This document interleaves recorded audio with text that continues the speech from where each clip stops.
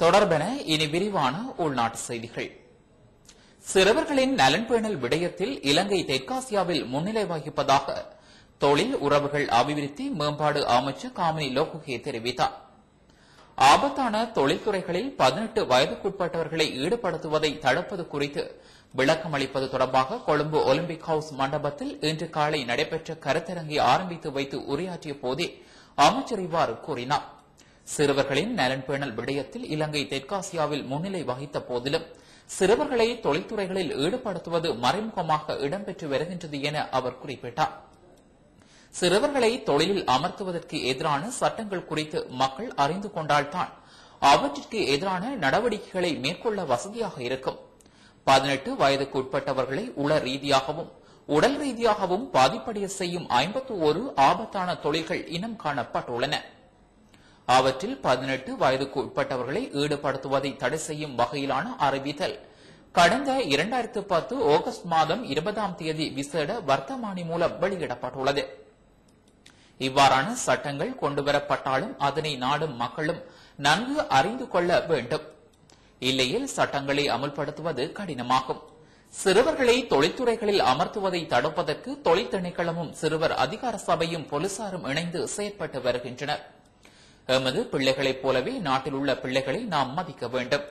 அரசாங்கம் எவ்வளவுதான் நடவடிக்கை எடுத்தாலும் சிறுவர்களை தொழிலில் அமர்த்துவது மறைமுகமாக இடம்பெற்றுக் கொண்டே வருகின்றது.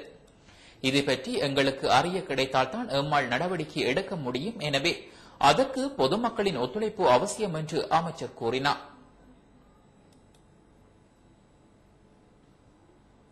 எதிர்வரும் உள்ளூராட்சி சபை தேர்தலுக்கான உத்தேச தபால் வாக்காளர் அட்டைகளை அந்தந்த அரசு நிறுவனங்களுக்கு விநியோகிக்கும் நடவடிக்கை நாளை ஆரம்பிக்கப்பட உள்ளதாக தேர்தல்கள் செயலகம் தெரிவித்துள்ளது. நடைபெறவுள்ள உள்ளூராட்சி சபை தேர்தலில் 60,546 அரச ஊழியர்கள் தபால் மூலம் வாக்களிக்க தகுதி பெற்றுள்ளனர். எதிர்வரும் உள்ளூராட்சி சபை தேர்தலுக்கான தபால் மூல வாக்களிப்பு ஜூலை மாதம் 12ஆம் தேதி இடம்பெறவுள்ளது. இதேவேளை உள்ளூராட்சி சபை தேர்தலுக்கான வாக்காளர் அட்டை எதிர்வரும் 6ஆம் தேதி தபால் திணைக்களத்திடம் ஒப்படைக்கப்பட உள்ளதாக தேர்தல்கள் செயலகம் குறிப்பிட்டுள்ளது. இதனை அடுத்து 7ஆம் தேதி முதல் வாக்காளர் அட்டை விநியோக நடவடிக்கைகள் ஆரம்பிக்கப்பட உள்ளன. தரம் குறைந்த பெட்ரோல் விற்பனையின் காரணமாக வாகனங்கள் பல பழுதடைந்துள்ளமை குறித்து உடனடி விசாரணைகள் ஆரம்பிக்கப்பட்டுள்ளதாக கனியவள அமைச்சு தெரிவித்துள்ளது. இந்த தரம் குறைந்த பெட்ரோல் தொடர்பில் முறைப்பாடுகள் கிடைக்கப்பெற்ற அனைத்து பிரதேசங்களிலும் பெட்ரோல் மாதிரி பெறப்பட்டு பரிசோதனை நடத்தப்பட்டுள்ளதாக கனியவள அமைச்சின் செயலாளர் டயடஸ் ஜெயவர்தன தெரிவித்துள்ளார். இதன்படி 15 களஞ்சிய சாலைகளில் இருந்து பெட்ரோல் மாதிரிகள் பெறப்பட்டு அவை ரசாயன பரிசோதனைக்கு உட்படுத்தப்பட்டதாகவும் அவற்றில் 13 களஞ்சிய சாலைகளின் பெட்ரோல் மாதிரிகள் உரிய தரத்துடன் காணப்பட்டதாகவும் அவர் குறிப்பிட்டார். எனினும் இரு பெட்ரோல் மாதிரிகளுள் தரம் குறைவு அல்லது மாற்றங்கள் காணப்பட்டதாக பரிசோதனைகள் மூலம் கண்டுபிடிக்கப்பட்டது என அவர் கூறினார். இந்நிலையில் அண்மையில் இலங்கைக்கு ஏற்றுமதி செய்யப்பட்ட பெட்ரோல் கப்பலில் இருந்த 90 ஆக்டேன் ரக பெட்ரோல் தரமானதல்ல என கனிய எண்ணெய் தேசிய சேவலர்கள் சங்கத்தின் பிரதான செயலாளர் ஆனந்த பாலித தெரிவித்துள்ளார்.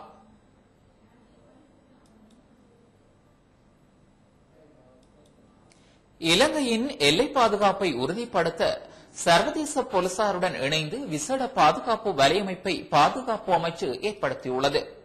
இதனால் சர்வதேச கருப்பு பட்டியல் குற்றவாளிகளும் தேடப்படுபவர்களுக்கும் உள்நாட்டுக்குள் பிரவேசிக்க முடியாது என்று பாதுகாப்பு அமைச்சின் மேலதிக செயலாளர் ஹெட்டியாராச்சி குறிப்பிட்டார். இந்த புதிய செயற்திட்டத்தினால் சர்வதேச பயங்கரவாதத்தில் இருந்தும் நாட்டை பாதுகாத்துக் கொள்ள முடியும்.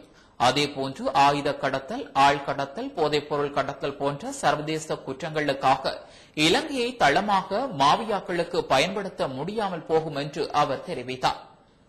இது தொடர்பாக நேற்று புதன்கிழமை கொழும்பு தாஜ் சமுத்ரா ஹோட்டலில் நடைபெற்ற விசேட நிகழ்வில் கலந்து கொண்டு உரையாற்றுகையிலேயே ஹெட்டியாராச்சி இவ்வாறு கூறினார். எல்லை ஊடுருவலை தடுக்கவும் குற்றங்கள் மற்றும் பயங்கரவாத செயற்பாடுகளுக்கு இலங்கையை பயன்படுத்தவும் முடியாத அளவிற்கான அதிநவீன பாதுகாப்பு வலையமைப்பை சர்வதேச போலீசாருடன் இணைந்து முன்னெடுக்க உள்ளோம். இதற்கான நிதியுதவியை கனடா அரசாங்கம் வழங்குகின்றது. இந்த செயற்திட்டத்தில் புலம்பெயர்ந்தோருக்கான சர்வதேச அமைப்பு, குடியகழ்வு குடிவரவு திணைக்களம், குற்றப்புலனாய்வு பிரிவு மற்றும் தேசிய பாதுகாப்பு பிரிவு ஆகியவை உள்வாங்கப்பட்டுள்ளதுடன் மேலதிகமாக விசேட புலனாய்வு பிரிவு ஒன்றும் ஏற்படுத்தப்பட உள்ளது.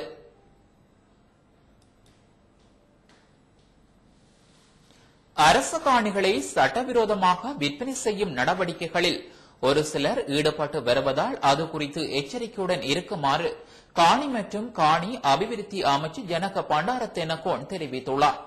புத்தளம், அனுராதபுரம், ரத்தினபுரி, முன்றாகலை, ஹாம்பாந்தோட்டை, திருகோணமலை மற்றும் நுவரெலியா ஆகிய மாவட்டங்களில் அரசின் காணிகள் அதிகம் உள்ளதால் குறித்த மாவட்டங்களில் வணிக செயற்பாட்டுக்காகவோ குடிமனை அமைப்பதற்காகவோ காணிகளை கொள்வனவு செய்யும் போது மிகுந்த அவதானத்துடன் செயற்படுமாறு பொதுமக்கள் கேட்டுக் கொள்ளப்பட்டுள்ளனர். சேனல் 4 உட்பட அரசாங்கத்துக்கு எதிராக சர்வதேச ரீதியில் மேற்கொள்ளப்படும் விசம பிரச்சாரங்கள் நாட்டின் சுற்றுலாத்துறை முன்னேற்றத்தை பாதிக்காது என பொருளாதார அபிவிருத்தி பிரதி அமைச்சர் லக்ஷ்மண் ஜாபா அபேவர்த்தன தெரிவித்தார். சுற்றுலாத்துறை மேம்பாடு தொடர்பாக ஊடகவியலாளர்களுக்கு விளக்கும் செய்தியாளர் மாநாடு ஒன்று நேற்று தகவல் திணைக்கள கேட்போர் கூடத்தில் நடைபெற்றது.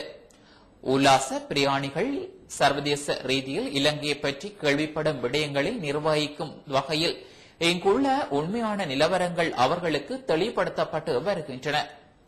கடந்த வருடத்தில் மாத்திரம் சுற்றுலாத்துறை வருமானமாக 50 கோடி ரூபாவை ஈட்ட முடிந்துள்ளது. பெருமளவு பணத்தை செலவு செய்யும் உல்லாச பிரயாணிகளை இலங்கைக்கு அழைக்கவும் அவர்களுக்கான மேலதிக வசதிகளை ஏற்படுத்திக் கொடுக்கவும் அரசாங்கம் நடவடிக்கை எடுத்து வருகின்றது. 2016 ஆண்டிற்குள் 25 லட்சம் சுற்றுலா பயணிகளை இலங்கைக்கு அழைத்து வரும் இலக்கில் பல்வேறு வேலைத்திட்டங்கள் முன்னெடுக்கப்பட்டு வருகின்றன. இவ்வாறு இலங்கைக்கு வருபவர்களுக்கென 45,000 ஹோட்டல் அறைகள் தேவைப்படுகின்றன. அதனை நிவர்த்திக்கும் வகையில் பல 5 நட்சத்திர ஹோட்டல்கள் நாடளாவிய ரீதியில் நிர்மாணிக்கப்பட்டு வருகின்றன. இவற்றில் கிழக்கின் பாசிக்குடாவில் 1000 அறைகளை கொண்ட 10 ஹோட்டல்கள் நிர்மாணிக்கப்படுவதுடன் குச்சவெளி மற்றும் தெற்கின் பல பிரதேசங்களிலும் பாரிய ஹோட்டல்கள் நிர்மாணிக்கப்பட்டு வருகின்றன. தற்போது நாட்டில் உள்ள ஹோட்டல்களில் 22,735 அறைகளே உள்ளன. மேலும் 22,500 அறைகளை வழங்கும் வகையில் ஹோட்டல்கள் நிர்மாணிக்கப்பட உள்ளன எனவும் பிரதி அமைச்சர் மேலும் தெரிவித்தார்.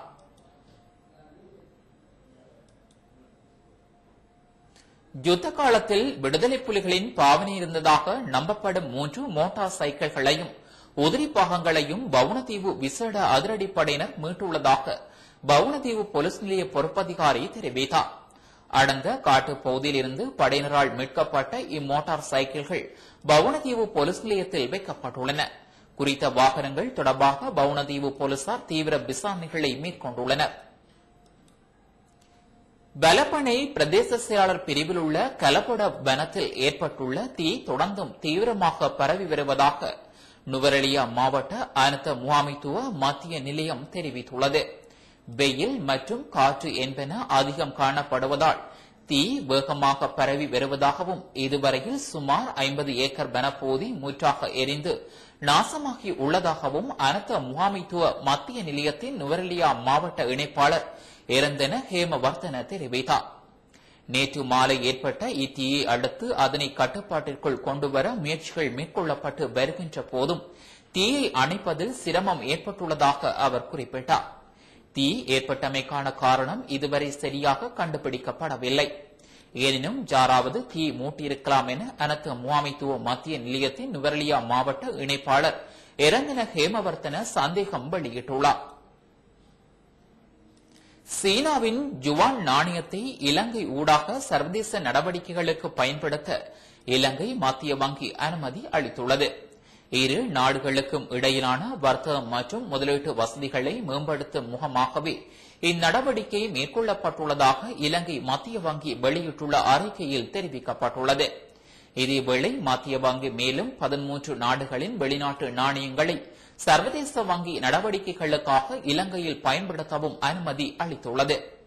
இவற்றில் ஆஸ்திரேலிய dollar, Canadian dollar, Denmark kroner, ஜோரோ ஹாங்காங் டாலர், ஜப்பானிய yen, New Zealand dollar, Norway kroner, sterling pound, Singapore dollar, Swiss franc மற்றும் அமெரிக்க டாலர் என்பன அடங்கும்.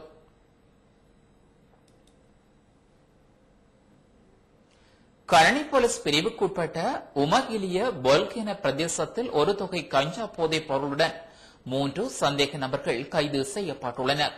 களனி போலீஸ் நிலைய விசேட அதிரடி படையினர் மேற்கொண்ட சோதனை நடவடிக்கையின் போது இவர்கள் கைது செய்யப்பட்டுள்ளனர். கைது செய்யப்பட்டவர்களிடம் இருந்து 17 கிலோ 800 கிராம் கஞ்சா மீட்கப்பட்டுள்ளதோடு கைது செய்யப்பட்டவர்கள் களனி மற்றும் கிரான்பாஸ் ஆகிய பிரதேசங்களைச் சேர்ந்தவர்கள் என போலீசார் குறிப்பிட்டனர். சந்தேக நபர்களை இன்று அழுக்கடை 2ஆம் இலக்க நீதிமன்றில் ஆயர் செய்ய உள்ளதாக தெரிவித்த களனி போலீசார் மேலதிக விசாரணைகளை மேற்கொண்டு வருகின்றனர். துபாயில் இலங்கை சாரதிக்கு 6 மாத கால கடூழிய சிறை தண்டனை விதிக்கப்பட்டுள்ளது. துபாயில் தனது வேலை வழங்குனரின் நிறுவன வாகனத்தில் இருந்து 9,50,000 திர்ஹாமினை திருடிய குற்றச்சாட்டு நிரூபிக்கப்பட்டதை அடுத்து அவருக்கு இத்தண்டனை வழங்கப்பட்டுள்ளது. மேலும் அவரது தண்டனை காலம் முடிந்ததும் அவரை நாடு கடத்துமாறும் அந்நாட்டு நீதிமன்றம் உத்தரவிட்டுள்ளது. சிறிய இடைவெளியை தொடர்ந்து இந்திய செய்திகள் தொடரும்.